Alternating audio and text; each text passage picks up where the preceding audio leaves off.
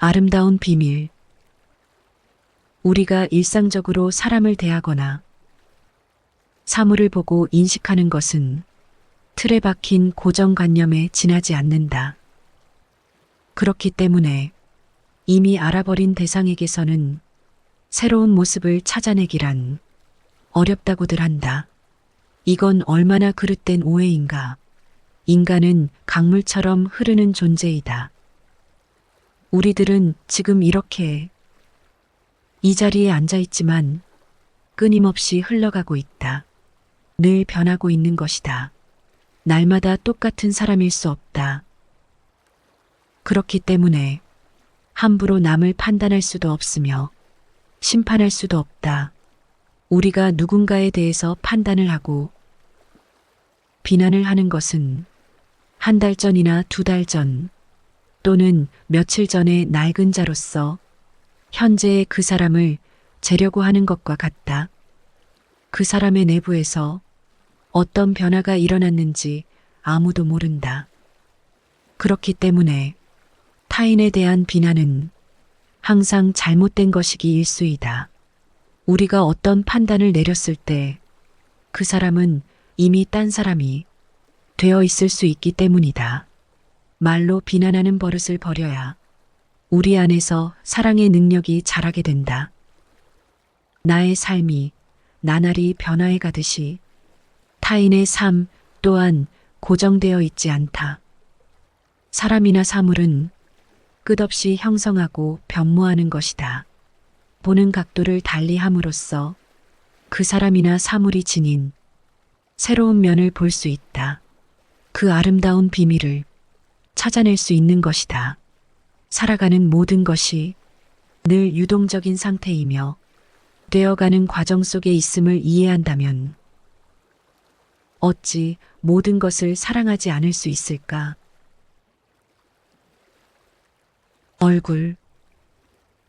얼굴을 이력서라고들 한다.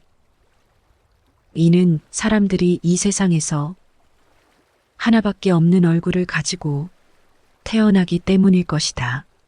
어릴 적에는 부모가 만들어준 얼굴로 통하지만 사람이 40을 넘어서면 자기 얼굴을 책임져야 한다는 말도 있다.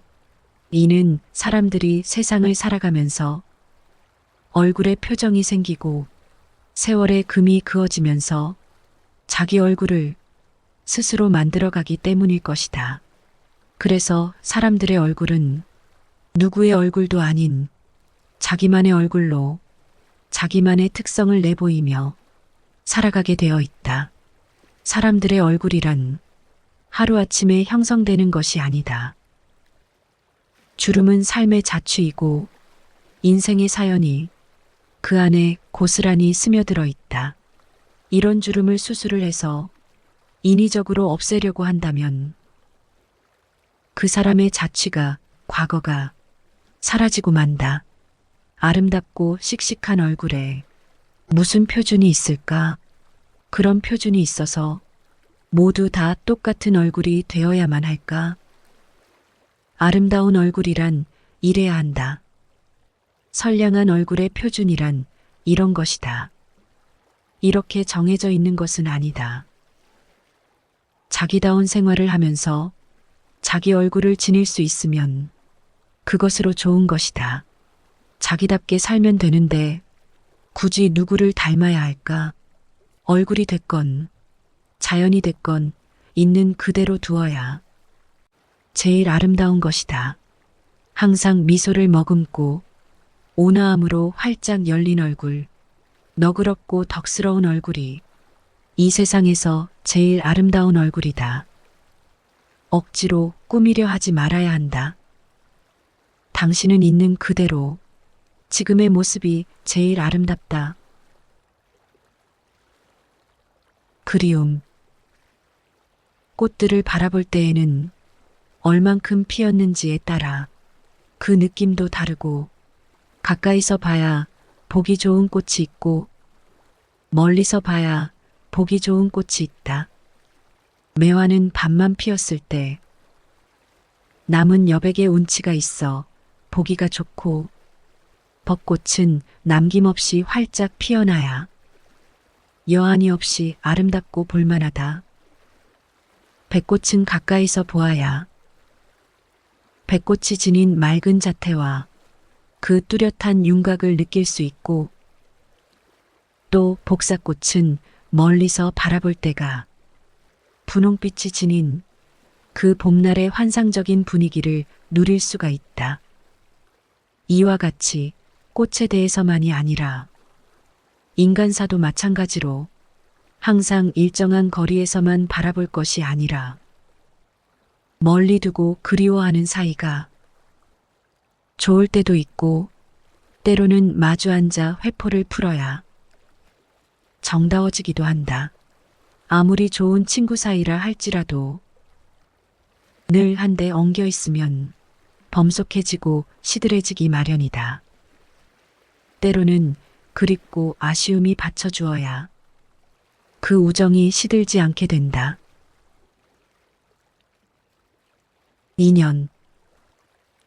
인연이란 물결과 같다. 멈출 수 있는 것이 아니기 때문이다. 비교. 남과 비교하지 마라. 저마다 자기 자신의 몫이 있기 마련이다. 당신은 이 세상에 단 한 사람밖에 없는 독특하고 독립된 존귀한 존재이다. 모든 사람들은 얼굴이 다르고 처지가 다르고 개성이 다르고 삶의 양식이 다르다. 비교하게 되면 시기심이 생기고 기죽게 된다. 누가 누구를 닮아야 하는가? 나는 나답게 살아감 그뿐이고 해만 끼치지 않고 살아감 될 뿐이다. 모든 사람은 다 다를 수밖에 없다. 누가 잘 살아가고 누가 잘 못 살아가는 것이 아니라 모두 다 다르게 살아가는 것이다. 별자리. 몇 개의 별자리를 알고 나서 별을 바라보면 밤하늘이 훨씬 정다워진다. 낯설은 고장도 친구가 살면 그곳에 정이 가듯이 지금 이 순간 시간의 발걸음은 세 겹이다. 미래는 망설이면서 다가오고 현재는 화살처럼 빨리 날아가고 과거는 지켜 서 있을 뿐이다 라고 한다. 그런데 사실은 과거, 현재, 미래가 따로 떨어진 별개의 시간이 아니라 지금 이 순간 현재 속에 함께 있는 것이다. 그렇기 때문에 과거를 원망하거나 앞으로 닥쳐올 일을 앞질러서 걱정하게 되면 현재는 어두워질 뿐이다. 물처럼 흘러가는 지나간 과거를 두고 후회하거나 자책하게 되면 현재는 없어지게 된다. 과거는 그냥 가게 내버려 두고 현재를 밝게 살 줄 알아야 다가올 미래가 밝아지게 될 것이다. 한번 지나가 버린 과거를 가지고 되씹거나 아직 오지도 않은 미래에 기대를 두지 말고 바로 지금 이 자리에서 최대한으로 살아야 한다. 우리가 하루를 산다는 것은 끝이 아니라 매일 새롭게 형성해가는 삶의 과정이다. 현재에 따라 미래가 얼마나 달라질지는 아무도 모른다.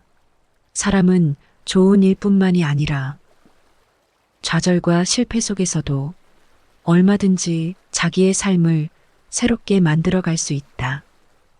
땅에 쓰러지면 땅을 짚고 일어나야 한다. 바로 지금. 일하는 기쁨. 연장을 꺼내어 무엇인가를 만들고 있으면 그 순간만은 순수하게 몰입하여 무심해질 수 있다. 손으로 만드는 수공업자의 기쁨 같은 것을 누리게 된다. 이것을 만들어 누구에게 주리라 마음먹고 일을 하면 혼자서가 아니라 둘이서 함께 만드는 것이나 다름이 없다. 이런 단순 노동은 육신의 건강보다도 쾌적한 정신 상태를 위해서도 꼭 필요한 것이다. 횡재. 세상에 공 것은 없다. 횡재를 만나면 반드시 횡액을 당하게 된다. 그것이 인과관계이다. 갑작스런 분은 결코 홀로 오는 법이 없다. 어두운 그림자를 동반하고 다가온다. 과정. 모든 일에는 뜸이 들 시간이 중요하다. 운전을 할 때에도 오로지 목적지 도착만을 위해 앞뒤 없이 달려가기에 교통사고도 나는 것이다.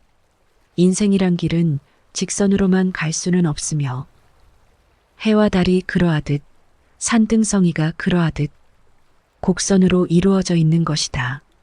인생이란 길에서는 때로는 천천히 돌아가기도 하고 가다가 쉬기도 하고 한 장 걸치고 뒤돌아보기도 하고 길을 잃고 헤맬 수도 있으며 참고 기다려야 할 때가 많다.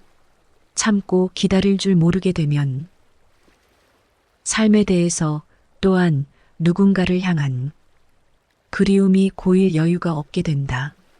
아프리카 원주민들은 한참을 걸어가야만 할 때에는 항상 중간중간마다 조용히 쉬었다가 간다.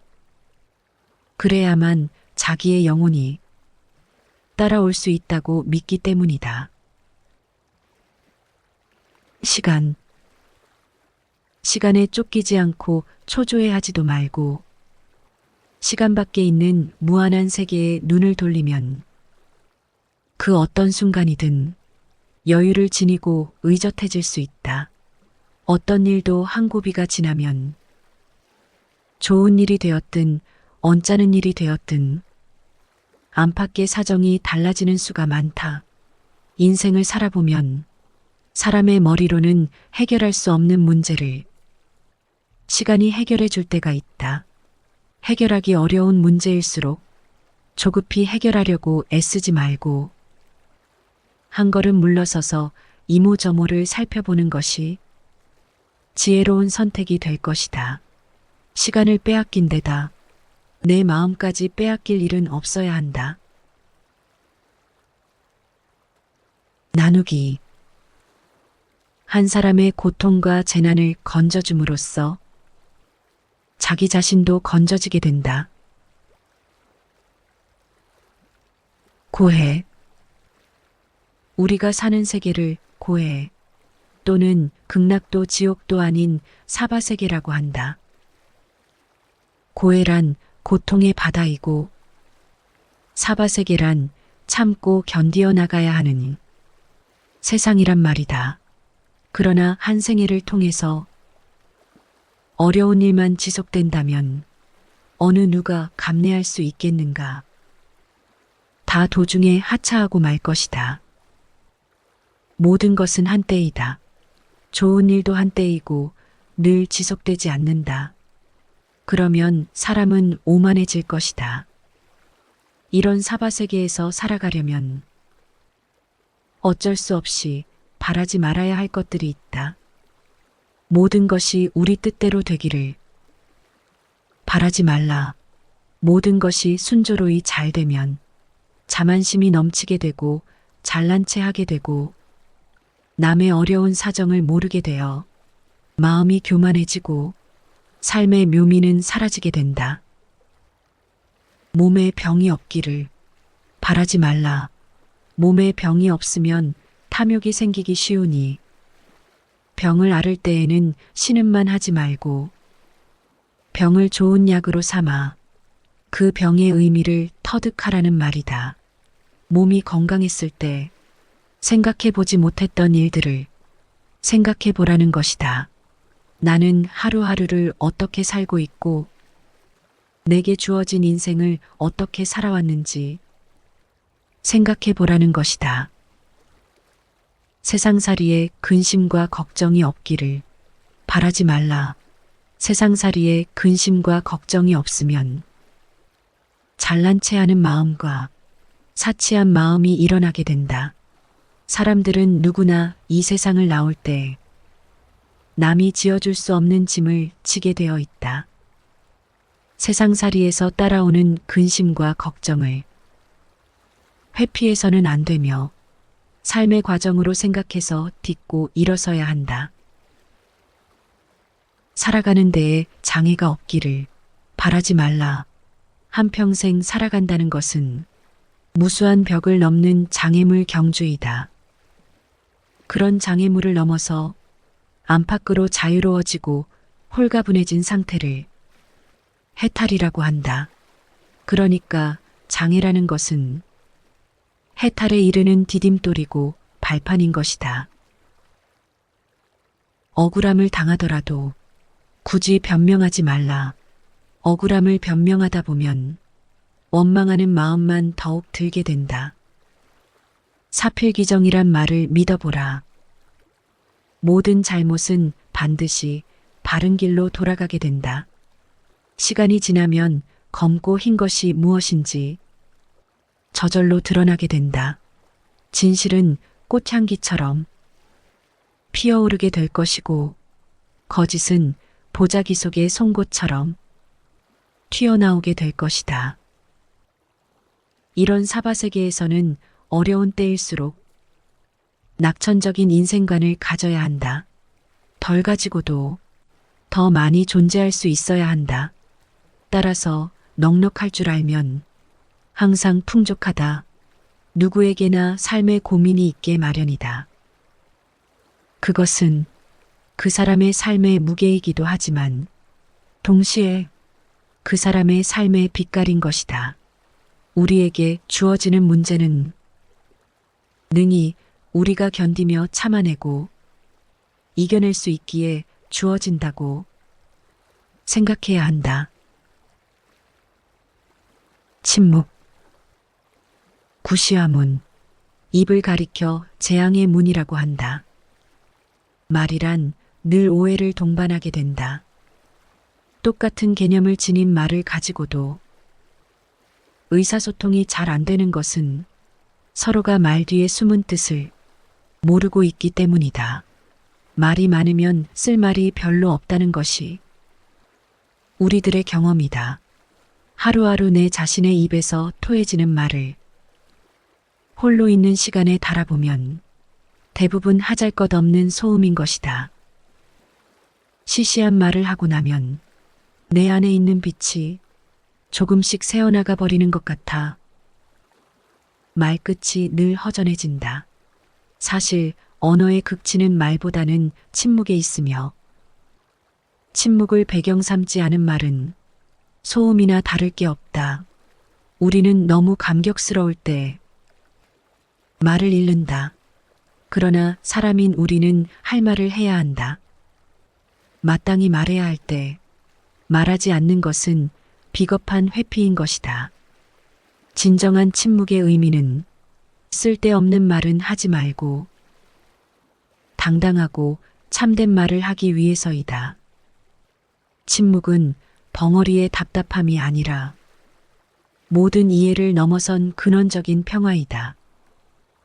그렇기 때문에 사람끼리 나누는 진정한 대화에는 항상 침묵이 함께해야 한다.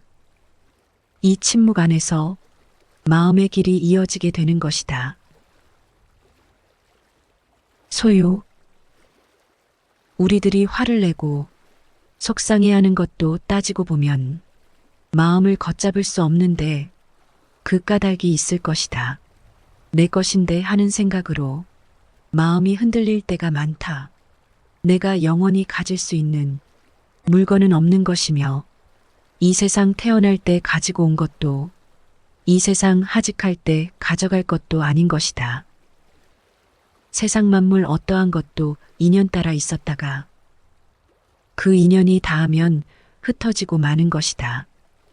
내 손해가 나보다 절실한 그 누구에겐가 이익이 될 수 있다면 그것은 잃은 것만은 아니라고 생각해야 한다. 어떤 물건을 잃게 되면 한동안 맡아 가지고 있던 걸 돌려보낸 거라고 생각해야 한다. 그래야 물건 잃고 마음까지 잃는 일은 없게 된다. 내 자신이 몹시 초라하고 부끄럽게 느껴질 때가 있다. 내가 가진 것보다 더 많은 것을 갖고 있는 사람 앞에 섰을 때가 아니라 나보다 훨씬 적게 가졌어도 그 단순함과 간소함 속에서 삶의 기쁨과 순수성을 잃지 않는 사람 앞에 섰을 때이다.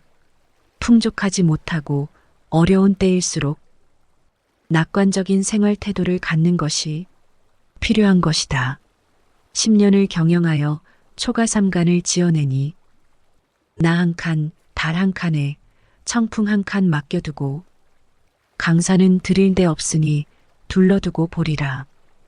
방 3칸을 지어 자기가 한 칸 쓰고 한 칸은 달을 주고 남은 한 칸은 맑은 바람에게 주고 집이 비좁으니까 강과 산은 들여놓을 수 없으니 주위에 둘러두고 본다는 것이다. 욕심은 부릴 게 아니라 버릴 것이다. 맑은 가난, 단순하고 간소하게 살아가는 삶, 청빈한 삶을 살아갈 수 있어야 한다. 비닐한 한 잔은 조개 폐위에 나눌 분자를 사용한다. 단순함과 간소함과 함께 이웃과 나눠 가지는 삶을 살아야 할 것이다. 소중한 사람. 그 사람을 그대는 가졌는가? 말리길 떠나는 날 아침, 아내와 자식을 맡기고 마음 놓고 갈 그 사람을 그대는 가졌는가? 온 세상이 다 나를 버려 마음이 외로울 때, 그래도 저 사람만은 하고 믿어주는 그 사람을 그대는 가졌는가? 탔던 배 가라앉는 순간, 구명대를 서로 사양하며 당신만은 제발 살아다오라고 말해줄 그 사람을 그대는 가졌는가? 불의의 사형장에서 우리를 다 죽여도 저 사람만은 부디 살려달라고 일러줄 그 사람을 그대는 가졌는가? 이렇게 서로 믿고 의지할 사람이 있다면 그 사람은 하루하루를 보배롭게 살아갈 수 있을 것이다. 나를 위해 그렇게 해줄 사람이 있어야 하듯 누군가에게는 내가 그런 사람이 될 수 있어야 한다. 꽃. 봄이라서 꽃이 피는 것이 아니라 꽃이 피니까 봄이다. 좋은 사람들과 어울려 꽃 구경 간다는 것. 진짜 꽃다운 일이다. 꽃을 보러 멀리 가는 것도 좋지만 바로 우리 곁에서 피어나는 꽃도 볼 줄 알아야 한다. 제철임을 알고 아파트 베란다에도 손바닥만한 뜰과 돌층계 틈에서도 꽃은 피어난다. 아름다운 세상은 멀리 있지 않다. 우리가 볼 줄 모르고 가까이 하지 않아서 그처럼 아름다운 세상을 놓치고 있는 것이다. 꽃이야말로 자연의 가장 아름다운 얼굴인 것이다. 자연 속에서 이렇게 마음껏 피어나는 꽃들을 보며 우리는 어떤 꽃을 피우고 있는지 되돌아보게 된다. 어떤 사물을 가까이 하면 그 사물을 닮게 된다고 한다. 연인끼리 친구끼리 닮아가는 것도 그런 연유일 것이다. 산에서 살면 산을 닮아가고 강에서 살면 강을 닮게 된다. 꽃을 가까이 하고 자주 보면 우리도 꽃처럼 되지 않을까? 부드러움. 겨울철 산속 깊은 밤이 오면 여름철 그 모진 비바람에도 끄덕 않던 아름드리 나무들이 꿋꿋하게 고집스럽기만 하던 그 소나무들이 소복이 내려덮인 눈송이에 꺾이게 된다. 깊은 밤 이 골짝 저 골짝에서 부드러운 눈에 나무들이 꺾이는 메아리가 들려올 때면 부드러움이 단단함을 이긴다는 자연의 질서를 새삼 느끼게 된다. 정정한 나무들이 부드러운 것에 넘어지는 그 의미는 무엇일까? 우리의 생명을 구원하는 것은 이런 모성적인 부드러움과 고요함과 너그러움이 아닐까 생각한다. 오해. 세상에서 대인관계처럼 복잡하고 미묘한 일이 또 있을까? 늘 이쪽 생각과는 다르게 엉뚱한 오해를 받아야 해서 자신을 이해시키고자 일상에 우리는 한가롭지 못하다. 이해한다는 것이 진실한 것이라면 항상 변하지 않아야 할 텐데 번번이 오해의 구렁으로 떨어져 버리고 만다. 우리는 서로 그저 이해하고 싶을 뿐인데 서로에 대해 온전히 이해하기란 참 어렵다. 왜냐하면 우리는 모두 타인이기 때문이다. 녹색 생명을 가진 사람이 빨간색을 못 보는 생명자에게 이 빨간색이 왜 보이지 않냐고 안다라는 것이다. 사람들은 저마다 자기 중심적인 고정관념을 지니고 살게 마련이다. 사람은 저마다 살아온 업이 다르기 때문에 생각을 따로 할 수밖에 없고 행동도 같이 할 수 없게 되는 것이다. 인연에 따라 모였다가 그 인연이 닿으면 흩어지기 마련이다. 그래서 누구인가 자기를 이해해주지 못한다고 해도 애달파할 것은 아니다. 하나의 현상을 가지고 이러쿵 저러쿵 말이 많은 걸 보아도 저마다 자기 나름의 이해를 하고 있는 것이다. 자기 나름의 이해가 오해의 발판이 되는 것이다. 그러나 이 오해란 것이 이해로 가는 단계의 상태인 것이다. 장애가 있어야 장애를 극복한 해탈도 있듯이 이러한 자기 나름의 이해가 있어야 온전한 이해가 있을 수 있게 된다. 이러한 온전한 이해란 것은 그 어떤 관념에서가 아니라 모든 이웃들에 대한 배려와 지혜의 눈을 통해서만 가능한 것이다. 버킷리스트. 어떤 일이 일어나도 내가 할 수 있는 한 최선을 다하기. 마음의 평정을 늘 가지도록 노력하기. 내가 좋아하는 일을 찾아보기. 집, 식사, 옷차림을 간소하게 하기. 날마다 발밑의 땅을 느껴보고 일몰과 같은 자연의 아름다움을 찾아보기. 하루에 하나라도 미뤄두었던 일을 해보기. 날마다 다른 사람과 무엇이라도 나누고 어떤 식으로든 남을 도우려고 노력하기. 혼자일 때에는 누군가에게라도 편지를 쓰기. 하루에 잠시라도 나의 삶과 내가 속해 있는 세계에 대해 생각하는 시간을 가지기. 생활 속에 담겨 있는 유머를 찾아보기. 모든 것들 속에 들어있는 하나의 생명을 관찰하기. 그리고 나를 둘러싼 모든 삼라만상에 애정을 가져보기. 자식을 위한 기도. 저의 자식을 이런 인간이 되게 하소서.